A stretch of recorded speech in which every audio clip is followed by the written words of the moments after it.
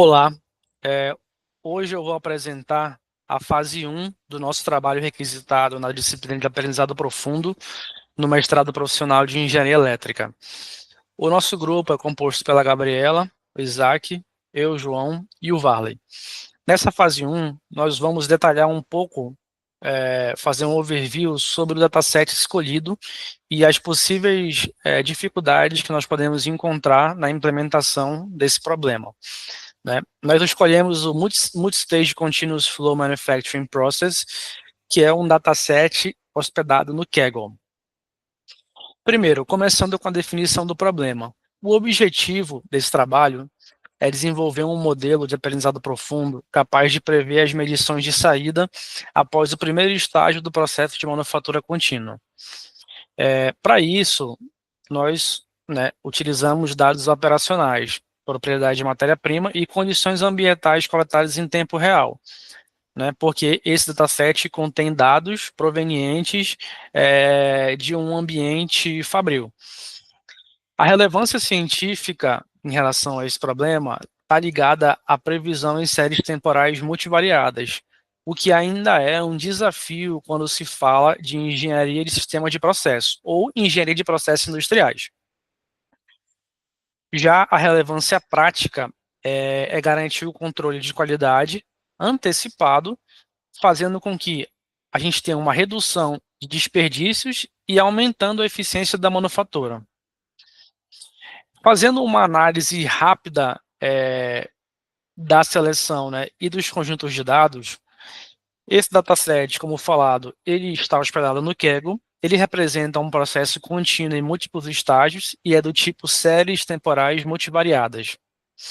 Ele contém cerca de 11.000 amostras e 116 variáveis, que incluem condições ambientais, variáveis de processos de máquinas, parâmetros de combiner de saídas de primárias e secundárias, cada um com seu set point, né? Isso traz a realidade de um ambiente fabril, industrial. Basicamente, as variáveis elas são divididas em dois estágios, o estágio 1 e o estágio 2, que é a distribuição das máquinas desse processo. Esse problema, né, ele é tratado como regressão, né? Não há classes discretas a balancear. As saídas podem ser analisadas tanto em valores absolutos como em relação ao set point. Problemas que nós podemos encontrar de acordo com uma análise prévia feita. Nós selecionamos 5 possíveis desafios. O primeiro, a estrutura ela tem múltiplos estágios, então isso pode gerar dependência cruzada. Para isso, nós podemos aplicar técnicas mais robustas, né, como LSTM, que vai ser falado mais à frente. Outro possível desafio seria dados multivariados correlacionados. Por que isso é um desafio? Porque pode causar redundância. Para a solução desse possível problema, a gente pode aplicar a dimensionalidade PCA ou seleção de variáveis, que aí seria a importância via árvores, basicamente.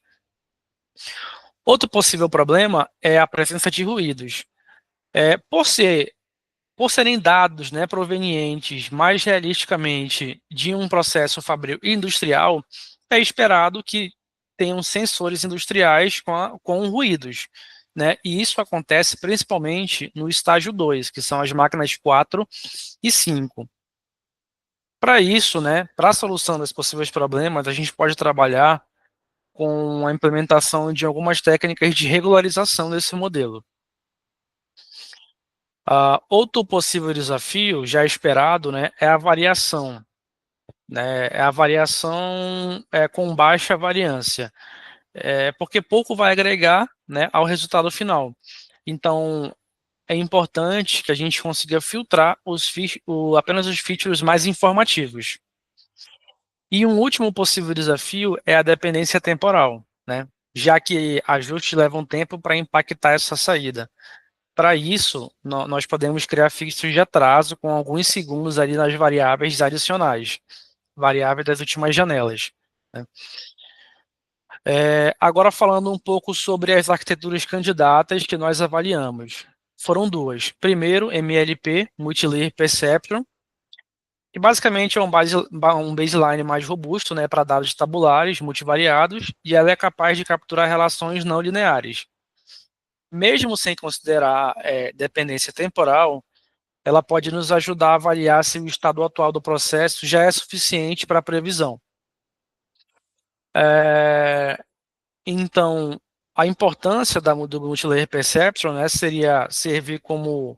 Na verdade, a importância desse projeto utilizando o Multilayer Perceptron seria mostrar, né, como serve a referência comparativa para modelos mais sofisticados, né, e ajudar a identificar o valor agregado da temporalidade no desempenho final.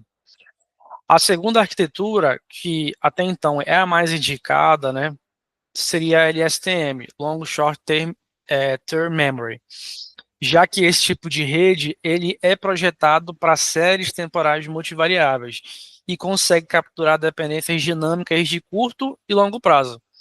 Por isso, ela é a ideal para esse problema, porque os outputs do processo dependem tanto do presente quanto do histórico recente, né? E isso vai de encontro a esse dataset com a realidade dos dados, já que a divisão entre stage 1 e 2 ela é dependente uma da outra. O stage 2 depende do stage 1.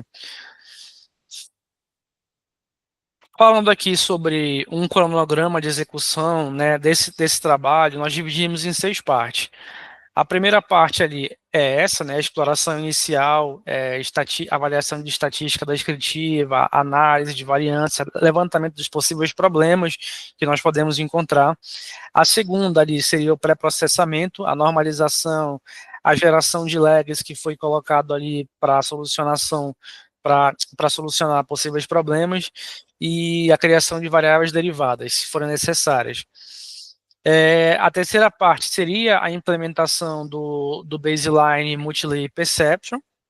A quarta, a implementação da LSTM, né, a definição do tamanho dessas janelas temporais, número de camadas, unidades ocultas e tudo mais. A 5, nós poderíamos comparar, né, o multilayer com o LSTM e fazer avaliação de erros primários e secundários. E a 6 seria a documentação final ali, finalizar a implementação desse projeto. Como métricas, né, as métricas escolhidas, elas combinam tradicionais com diferenciais específicos no contexto industrial. Nas tradicionais, a gente escolheu o erro médio absoluto, o MAE, a raiz do erro quadrático médio, que vai penalizar grandes desvios, né, o RMSE, e o coeficiente de determinação, que vai medir a variabilidade explicada pelo modelo. Como diferenciais, a gente pode estar utilizando também o mean absolute percentage erro, né, que vai ser o erro percentual médio. Ele pode ser muito útil para avaliar a proximidade do set point.